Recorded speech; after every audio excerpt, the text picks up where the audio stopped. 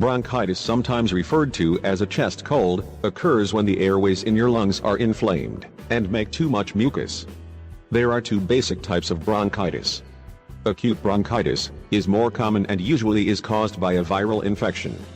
Acute bronchitis may also be called a chest cold. Episodes of acute bronchitis can be related to and made worse by smoking. This type of bronchitis is often described as being worse than a regular cold but not as bad as pneumonia. Chronic bronchitis is a cough that persists for 2 to 3 months each year, for at least 2 years. Smoking is the most common cause of chronic bronchitis.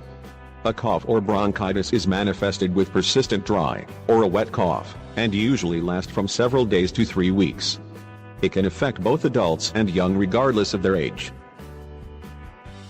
We will present you an incredible remedy, which is not only completely natural, but is extremely effective. Just follow the instructions. Recipe.